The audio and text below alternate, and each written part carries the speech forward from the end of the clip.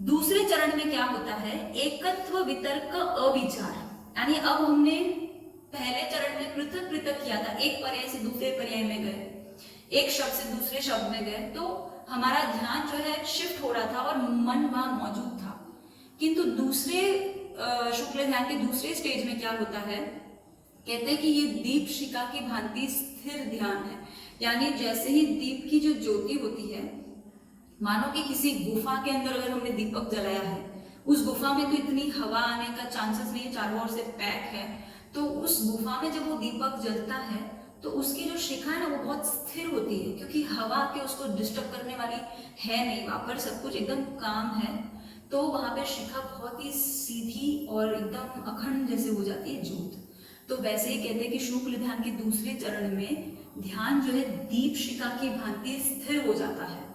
और यहाँ पर एकत्व वितर्क कहा, एकत्व यानी अब पृथक पृथक गुण पर्याय में नहीं जाएगा, अब जीव का जो ध्यान है किसी एक द्रव्य के एक पर्याय पर स्थिर हो जाएगा, उसी पर्याय के अंदर उसका ध्यान जो है चैनलाइज हो जाएगा, केंद्रित हो जाएगा, एक ही योग का आलम्बन रहेगा, यानी योग शिफ्ट नहीं होगा, पर्याय शिफ्ट नहीं होगी, जो पहले चरण में शिफ्टिंग जो हो रहा था वो नहीं होगा।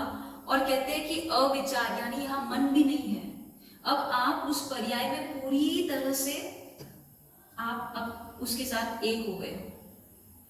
तो अब आप अपनी आत्मा के जो अनंत गुण है, मानो उस गुणों की अनंत पर्याय है, तो किसी एक पर्याय के अंदर जब आपका ध्यान केंद्रित हो जाता है, स्थिर हो जाता है, और फिर कोई विचार नहीं चलता है, आप निर्विचार स्थिति में आ जाते हो, थॉटलेसनेस स्टेज में आ जाते हो, तो मन भी डिसॉल्व हो जाता है। और अब कहते हैं इसीलिए ये इसका नाम ही अविचार दिया है। तो एकत्व वितर्क अविचार, ये जो दूसरा स्टेज है ना, ये सबसे इंपॉर्टेंट स्टेज है। ये स्टेज में हम पहुंच जाए और इसी स्टेज में अगर हम अंतर्मुहूर्त तक रह जाए तो बस केवल ज्ञान होने वाला होता है। यानी दीप शिखा की भांति यदि आपका ध्यान स्थिर हो जाता है तो आप जो है केवल ज्ञान को उपलब्ध हो जाते हैं।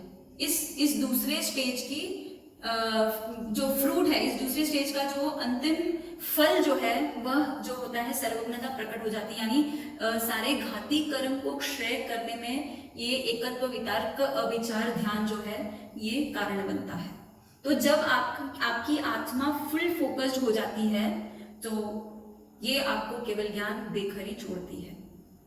तो ये ध्यान तक पहुंचने के लिए और अंतर्मुहूर्त तक इस ध्यान में लीन रहने के लिए बहुत से स्टेजेस से हम गुजरते हैं। धर्म ध्यान के चारों स्टेजेस से तो गुजरते ही हैं, और शुक्ल ध्यान का जो फर्स्ट स्टेज है वो पूरा नेट प्रैक्टिस है सेकेंड स्टेज में पहुंचने के लिए।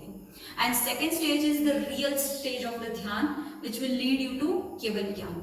एंड बस एक बार केवल ज्ञान उपलब्ध हो जाता है, उसके बाद जो तीसरा और चौथा शुक्ल ध्यान है वो तो स्पॉन्टेनियस है, उसमें आपको कोई पुरुषार्थ नहीं लगता है, तो सहज ही हो जाता है एज अ आउटकम ऑफ केवल ज्ञान। क्योंकि ये जो दो ध्यान है ये आयुष्य पूरा होता है उसके अंतर्मुहूर्त पहले ही होता है, उसके पहले तक अब केवली भगवान जो है सेकेंड स्टेज में ही हमेशा के लिए स्थिर हो जाते हैं, हमेशा हमेशा के लिए, अब वे उसमें से बाहर नहीं आते हैं।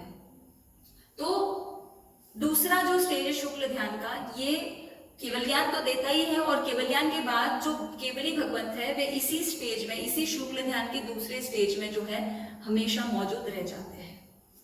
फिर कहते हैं कि जो तीसरा है उसका टेक्निकल टर्म ऐसा है, सूक्ष्म क्रिया अप्रतिपाती।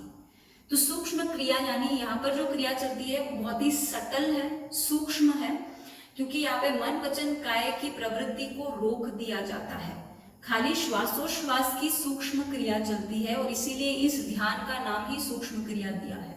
ठीक है, तो ये कब होता है, शुक्ल ध्यान का तीसरा स्टेज कब आता है, तो आयुष्य पूरा होने के अंतर्मुहूर्त पहले शुक्ल ध्यान का तीसरा स्टेज ऑन होता है, जिसमें मन वचन काया की हलन चलन बंद हो जाती है और केवल श्वासोश्वास की क्रिया चलती है, सूक्ष्म क्रिया अप्रतिपाती। यानी जब इस स्टेज में आत्मा पहुंच जाती है तो यहां से वापस लौटती नहीं है, वापस नीचे गिरती नहीं है, और इसीलिए अप्रतिपाती वर्ड यूज किया है, यानी there is no fall from here, यहां से हम आगे बढ़ेंगे, there is no return, there is no come back, right. So इसीलिए इस ध्यान का नाम है सूक्ष्म क्रिया अप्रतिपाती, जिसमें केवल श्वासोश्वास की सूक्ष्म क्रिया चलती है और योगों के निरोध का क्रम कैसा है, तो बाह्य बादर काय योग से बादर मन योग और बादर वचन योग का निरोध किया जाता है।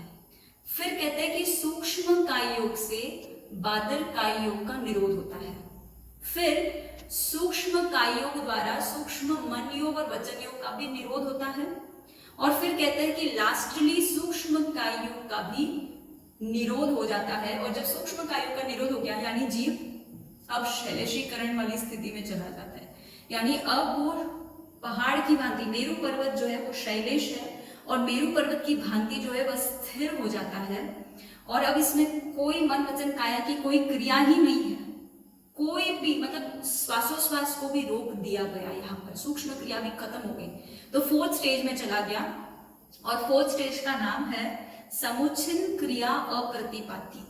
इसके दो नाम है, व्युपरत क्रिया अनिवृत्ति भी है या समुच्छिन्न क्रिया अप्रतिपाती है। समुच्छिन्न क्रिया यानी सारी क्रिया अब समाप्त हो गई, there is no inhale and exhalation also. So मोक्ष के पहले ये कितने समय तक रहता है, ये जो चौथा जो ध्यान है या जो शैलेशीकरण है, तो कहते हैं कि 5 लघु अक्षर, ये ह्रस्व अक्षर का उच्चारण करते हैं, उतने समय तक ही ये चौथा शुक्ल ध्यान होता है।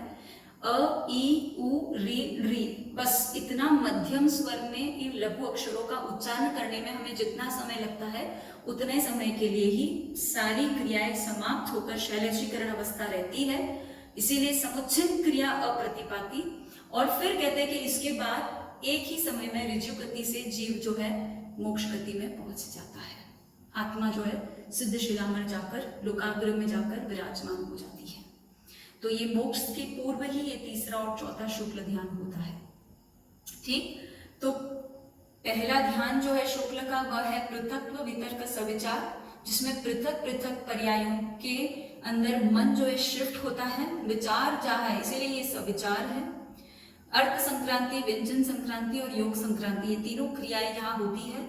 फिर कहते हैं कि दूसरे स्टेज में कोई भी शिफ्टिंग नहीं है, यहाँ पर एक ही द्रव्य के एक ही पर्याय में दीप शिखा की भांति जीव का ध्यान स्थिर हो जाता है और ये अविचार स्टेज है, यानी यहाँ पर मन विद्यमान नहीं है। पहले स्टेज तक ही मन का रोल था, उसके बाद दूसरे में मन नहीं होता है और इस ध्यान को यदि अंतर्मूल तक कंटिन्यू किया जाए तो अरिहंत दशा प्रकट हो जाती है, केवल ज्ञान प्राप्त हो जाता है। और फिर केवली के जितने आयुष्य बचा है वे इस शुक्ल ध्यान के दूसरे स्टेज में ही विराजमान रहेंगे और जब आयु पूरा हो जाएगा, आयु के अंतर्मूर्त पहले जो है तीसरा ध्यान जो कि सूक्ष्म क्रिया अप्रतिपाती है और कहते हैं कि केवल सेकेंड्स का अ ई उ री री इतने टाइम के उच्चारण के समय में चौथा ध्यान हो जाता है जो कि समुच्छिन्न क्रिया अप्रतिपाती है एंड उसके बाद जीव सदा सदा के लिए मुक्त हो जाता है। तो ये शुक्ल ध्यान के बहुत से टेक्निकल टर्म्स का आज हमने जानने का प्रयास किया है, उनको क्रैक किया है। बहुत लोगों के लिए ये शब्द नए हैं, तो मैं कहूँगी कि बार बार आप इसको सुने और पढ़े और इस टर्मिनोलॉजी से थोड़े से फेमिलियर हो जाए। इतने भी मुश्किल नहीं है, यदि आप ध्यान से इनको पढ़ोगे तो आपको समझ में आएगा ही आएगा एंड नहीं आएगा तो you can raise questions, group में आप क्वेश्चंस डाल सकते हो, तो आपका जो है सब्जेक्ट क्लियर होते जाएगा। सो फ्रॉम दिस हमारा जो सम्यक तप का जो 11वां भेद है ध्यान का वह पूरा होता है। आर्त ध्यान, रौद्र ध्यान, धर्म ध्यान और शुक्ल ध्यान। We have completed these 4 stages of ध्यान।